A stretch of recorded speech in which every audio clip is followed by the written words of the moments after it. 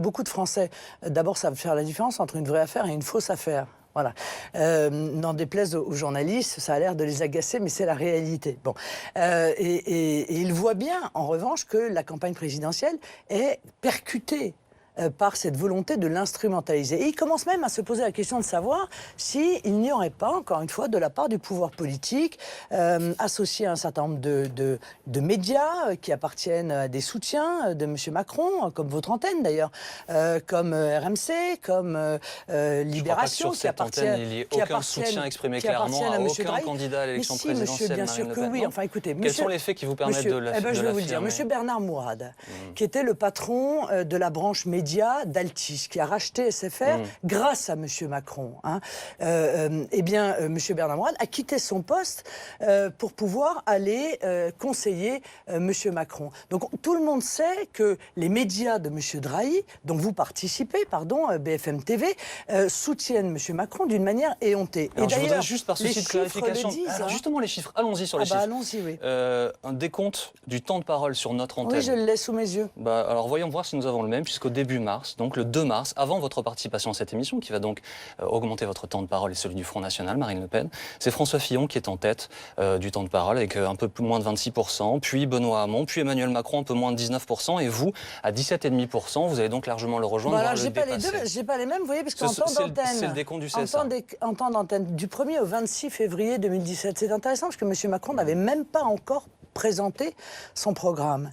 Eh bien, en temps d'antenne sur BFM TV, M. Macron est à 25,5% et moi à 18%. Et pourtant, je suis devant dans les sondages et dans les précédentes élections, puisque c'est un critère du CSA. Final, pour dire les choses et être objectif et clair. Mais soyons objectifs. Mais soyons objectifs et clairs. Expliquons aux gens qui nous regardent qu'à la fin, c'est le CSA qui tranche et que ce qui compte, c'est l'équité à la fin et qu'à la fin, tout le monde sera au même temps de parole. Vous avez même eu un article de l'hebdomadaire Marianne qui a calculé il y a quelques jours que vous aviez diffusé autant d'heures de meeting de M. Macron que de moi, de M. Mélenchon, de M. Hamon et de M. Fillon réunis. Bon, voilà, mais ça n'échappe à personne. Il ne faut pas, encore une fois, prendre les Français pour des idiots. Ils voient bien la tonalité aujourd'hui qui fait que M. Macron est le chouchou des médias. Alors juste pour dire les choses une dernière fois clairement, et on va peut-être passer à ce qui vous concerne directement, vous êtes venu pour ça, Marine Le Pen. Bon, je réponds à vos questions. Je pourrais reprendre les propos du patron de l'Express qui est membre de ce groupe et qui disait, je crois que Patrick Drahi, il s'en fout un peu.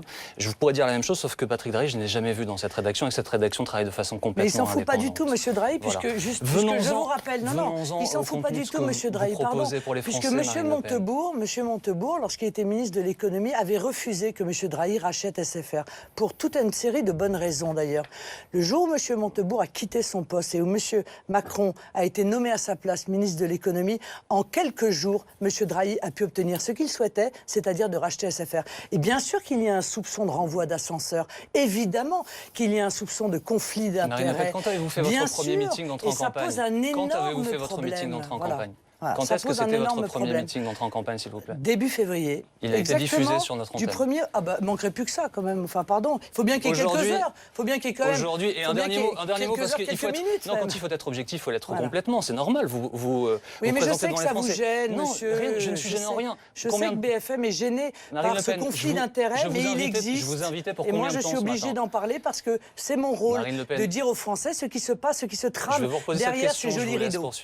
Je vous invitais pour combien d'heures d'émission aujourd'hui? Voilà, 1 heure. Non, je vous invitais pour 2 heures, vous avez refusé de participer à cette émission durant 2 heures. Non, je ne veux pas refuser, j'ai un calendrier qui ne me permettait pas de le faire. Autre chose. Mais vous allez inviter mes soutiens.